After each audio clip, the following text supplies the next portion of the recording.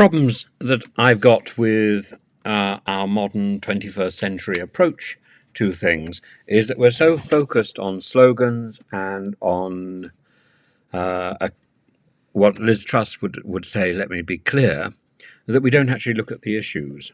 And we have a way of confusing the problem with the solution. So, for example, if we were to look at the strikes, let's say the strikes in the railways or the strikes in the NHS, the solution is to give the strikers, the doctors, the nurses, the railway staff, more money. Well, that is one solution. There are other solutions. We don't necessarily need to be giving more money to NHS trusts or even to the railways in general. We could take that money from somewhere else. I mean, if we took it away from the bureaucrats who are running the railways, or from the bureaucrats who are running the hospital trust management, then maybe we could give that money to the people who really deserved it. Maybe we would have to tighten our belts and wait for the senior hospital trust management to go out on strike. Well, see how that works out. The same thing with the invasion of Afghanistan. The immediate assumption is that we should fall in with sanctions, or we should fall in with providing F-16s. These are just solutions. Maybe those solutions are not the correct solutions, but definitely we should support a country that has been invaded by a hostile neighbour if that country wishes us to support them.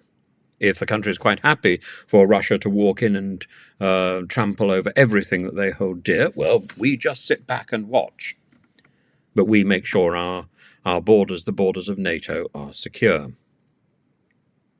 And then we come to migration, and whether we call it migration or illegal migration, these are just terms.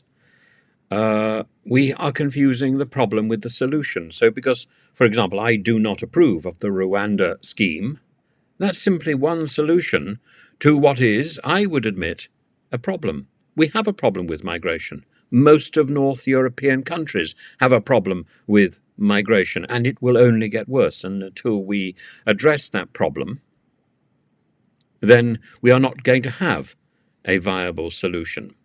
So for the Conservative Party, or for some people in the Conservative Party, to turn around and say that simply because I don't approve of Rwanda, I want our country to be I want our country to have open borders, that simply isn't true. That simply isn't true.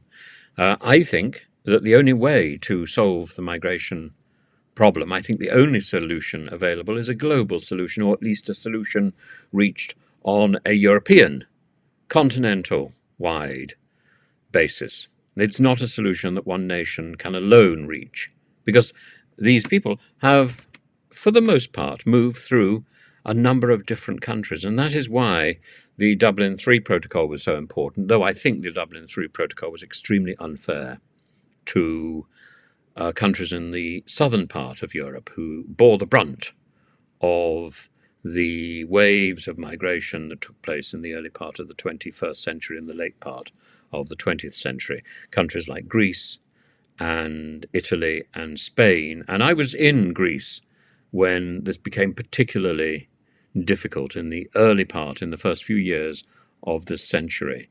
And it was so clear that Greece was simply unable to deal with this.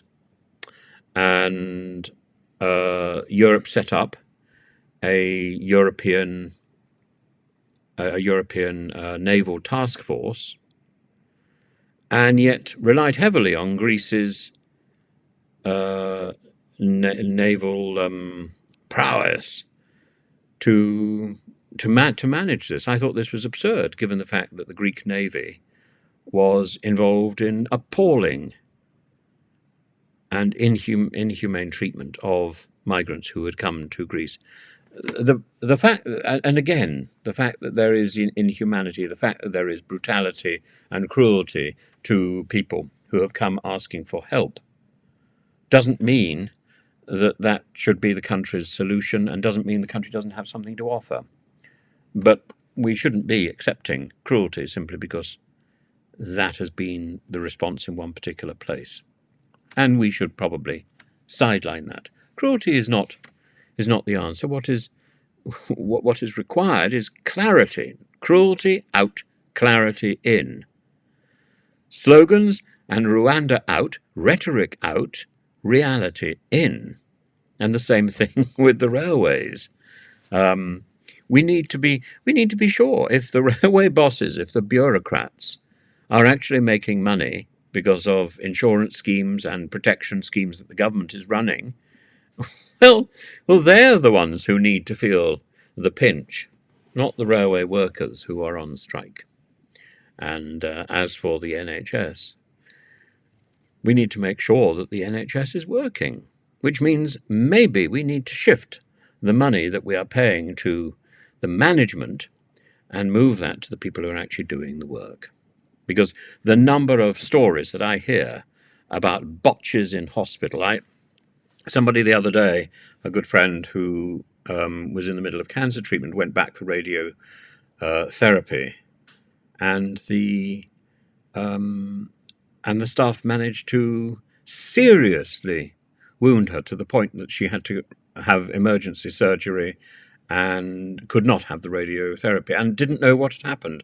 And so for much of the week, she was left in fear that her cancer had come back. Utter madness because of people overworked, underpaid, and an under-resourced medical staff. And yet, the bureaucrats are sitting pretty. We've got it wrong.